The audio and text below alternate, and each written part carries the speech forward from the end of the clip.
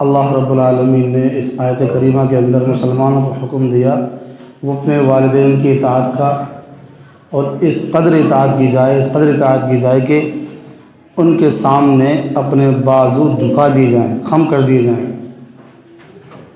والدین کی ہر بات کو مانا جائے۔ وَاخْفِضْ لَهُمَا جَنَاحَ الذُّلِّ مِنَ الرَّحْمَةِ، اور ان کے لیے دعائیں کی جائیں، رب ارحمہما کما ربیانی صغیرا، اے اللہ میرے والدین پر رحم فرما، جس طرح انہوں نے مجھے بچپن میں پال پوس کے بڑا کیا ہے، انہوں نے مجھ پر شفقت کا ہاتھ پھیرا ہے، انہوں نے شفقت کے ساتھ میری پرورش کی ہے، میری تربیت کی ہے، اے اللہ ان پر رحم فرما۔ چاہے والدین حیات ہوں یا وفات پا جائیں، بہر صورت والدین کے لیے یہ دعا کارگر ثابت ہوگی۔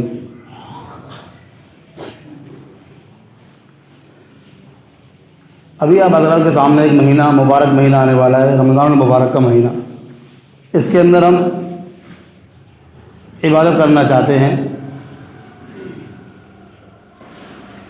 اور عبادت میں خوب زور لگا دیں گے، جتنا اپنے بس میں ہوگا اتنا کوشش کریں گے عبادت کرنے کی۔ لیکن یہ مہینہ آنے سے پہلے ہمیں سبق دیتا ہے کہ اس کی تیاری، فل تیاری ہو، اس طرح کہ ہمارے والدین ہم سے راضی ہونے چاہیے۔ کہیں ایسا تو نہیں کہ ہم نے اپنے والدین کا دل دکھا رکھا ہے، اپنے والدین کو پریشان کر رکھا ہے۔ اگر ہم نے اپنے والدین کو پریشان کر رکھا ہے، ہم سے ہمارے والدین راضی نہیں ہیں، ہم سے ہمارے والدین خوش نہیں ہیں، تو ہم عبادت کتنی کریں؟ رضا ربی فی رضا الوالد و سخط الربی فی سخط الوالد، نبی اکرم صلی اللہ علیہ وسلم نے ارشاد فرمایا اللہ تبارک و تعالیٰ کی رضامندی والدین کی رضامندی میں، اللہ کی ناراضگی والدین کی ناراضگی میں۔ والدین راضی ہیں تو رب بھی راضی ہو جائے گا، اور والدین ناراض ہیں تو رب راضی نہیں ہو سکتا۔ تو رمضان کا مہینہ آئے اس سے پہلے اپنے والدین کی خدمت کی جائے، ان کی فرما برداری کی جائے، اور ان کی دلجوئی کی جائے۔ اگر ان کی طرف سے کوئی دل کے اندر کڑن پیدا ہو گئی ہو، کوئی پریشانی آ گئی ہو، کسی وجہ سے آپ پریشان ہو یا آپ کا دل متنفر ہو، تو آپ کو چاہیے کہ پہلے معافی مانگ لیں۔ یا آپ کے والدین آپ سے ناراض ہوں، آپ کو چاہیے آپ معافی مانگ لیں، رضامندی کا اظہار فرمائیں، معافی مانگ لیں گے، جھک جائیں گے، تو آپ کا رب بھی آپ سے راضی ہو جائے گا۔ جب آپ کا رب راضی ہو جائے گا تو ہم جو عبادت کرتے ہیں اس کے بارے میں فرمایا تحیات للہ والصلوات والطیبات، کہ تمام قولی عبادتیں، بدنی عبادتیں، ساری کی ساری عبادتیں اللہ کے لیے ہوتی ہیں۔ عبادت کے ذریعے سے ہم اللہ تبارک و تعالیٰ کو راضی کر لیں گے۔ ایک جملہ بولا جاتا ہے عبادت کے ذریعے سے اللہ کو راضی کرو، اور اطاعت کے ذریعے سے رسول اللہ کے راضی کرو، خدمت کے ذریعے سے مخلوق کو راضی کرو۔ اگر آپ والدین کی خدمت کرتے ہیں تو والدین بھی راضی ہو جائیں گے۔ والدین کی خدمت آپ اس قدر کیجئے کہ والدین اپنے آپ راضی ہو جائیں، یا کوئی وجہ ہے تو اس وجہ بیان کریں، تاکہ تمہارا دل ان کے دل میں تمہارے لیے جو نفرت بھری ہوئی ہے، تمہارے لیے ان کے دلوں میں جو رنجشیں بھری پڑی ہیں، وہ رنجشیں دور ہو جائیں، اور والدین آپ کو ایسے ہی معاف کر دیں، آپ کی خدمت سے راضی ہو جائیں۔ عبادت سے رب کو راضی کرنا ہے، اس کے مہینہ آ رہا ہے۔ عبادت تو 12 مہینے چلتی ہے، لیکن جو مبارک بابرکت مہینہ آ رہا ہے، مبارک مہینہ آ رہا ہے، ایسی مبارک مہینے کے اندر ہم عبادت کریں گے اللہ تبارک و تعالیٰ کو راضی کرنے کے لیے۔ اور جس طرح 12 مہینے عبادت ہوتی ہے، ایسے ہی رسول اللہ صلی اللہ علیہ وسلم کی اطاعت بھی 12 مہینے ہونی چاہیے، ہر حکم کے اندر ہونی چاہیے۔ نبی کرم صلی اللہ علیہ وسلم نے جو ہم کو بتا دیا، جتنا دے دیا اس کو لے لینا چاہیے، اور جیسا دیا ویسا لینا چاہیے۔ जितना दिया उतना लेना चाहिए।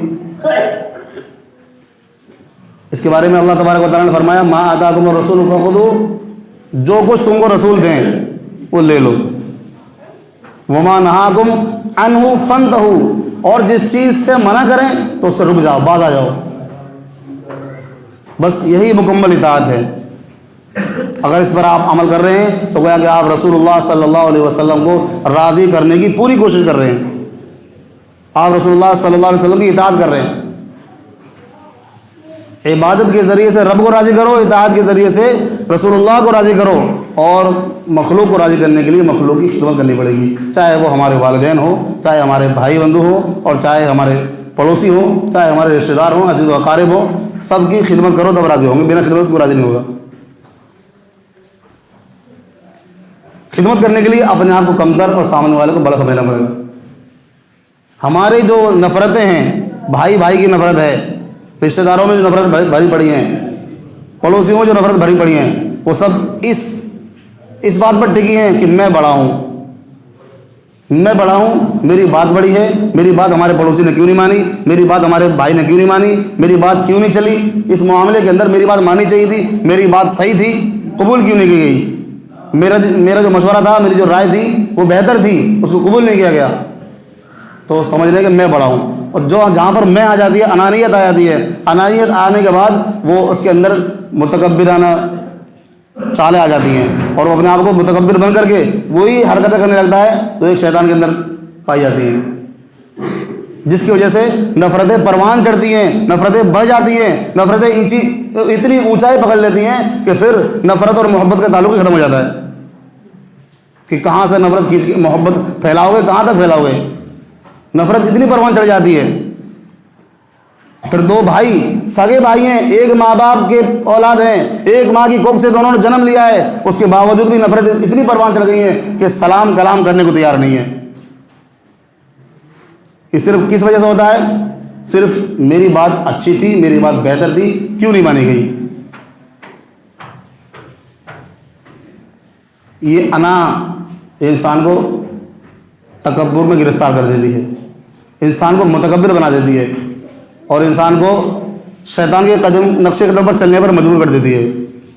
फिर जब इंसान नक्शे कदम पर चलता है शैतान के, तो फिर शैतान की राह इख्तियार करता है, तो जैसा हश्र शैतान का होने वाला है, कल क़यामत में उसका हश्र भी वैसे ही होगा। ख़ास कर बताना यही है कि अल्लाह तबारक व तआला को हमें राज़ी करना है इबादत के ज़रिए से, रसूलुल्लाह को राज़ी करना है इताअत के ज़रिए से, और मखलूक को राज़ी करना है खिदमत के ज़रिए से। तो अगर वालिदैन किसी के नाराज़ हैं तो उसको चाहिए अपने वालिदैन की खिदमत करे, राज़ी करने की कोशिश करे। फरमाया, मैं जो हदीस पढ़ी, रिज़ा रब्बी फ़ी रिज़ल वालिद व सख़्तुर रब्बी फ़ी सख़्तिल वालिद, वालिदैन की रज़ामंदी होगी तब अल्लाह राज़ी हो जाएगा, वालिदैन नाराज़ होंगे तो अल्लाह भी राज़ी नहीं होगा। वालिदैन की रज़ामंदी हासिल करने के लिए आपको कितना झुकना पड़े। वक़्फ़िज़ लहुमा जनाह ज़ुल्ली, अपने आजिज़ी के पर बिछा दो उनके सामने। जब भी गुफ्तगू की जाए तो नरम लहजे में की जाए, जब भी बात की जाए, कोई बात अपनी बतानी हो, कोई अपना नज़रिया पेश करना हो, कोई अपना मशवरा, अपनी राय पेश करनी हो, तो आजिज़ी और इंकिसारी के साथ पेश किया जाए।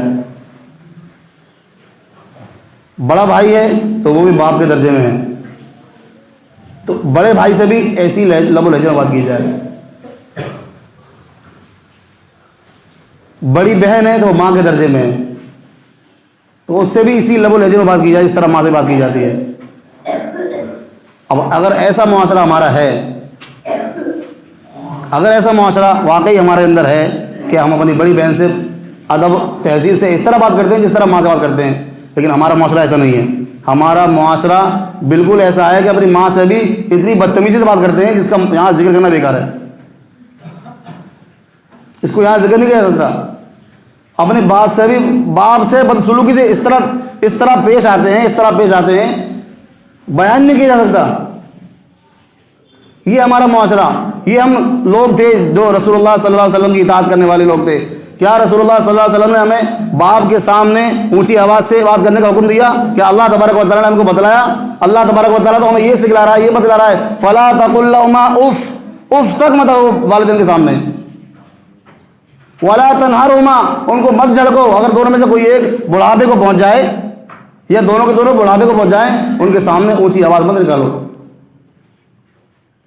और हमारा माशरा इसी बेटे का बड़ा है, बिना ऊंची आवाज़ के बात ही नहीं होती, बिना ऊंची आवाज़ के बात ही नहीं होती।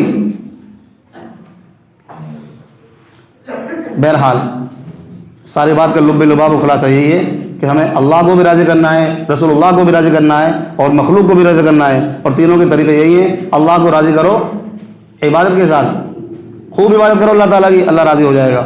रसूलुल्लाह को राज़ी करना है तो रसूलुल्लाह की इताअत करो, रसूलुल्लाह सल्लल्लाहु अलैहि वसल्लम की सुन्नतों को अपनाओ, रसूलुल्लाह सल्लल्लाहु अलैहि वसल्लम के तरीके को अपनाओ, तो रसूलुल्लाह सल्लल्लाहु अलैहि वसल्लम भी राज़ी हो जाएंगे। और वालिदैन को राज़ी करना है तो, मखलूक को राज़ी करना है तो उनकी खिदमत करो। अल्लाह तबारक व तआला हम सबको सही समझ अता फरमाए और अमल करने की तौफीक अता फरमाए। वमा अलैना इल्ला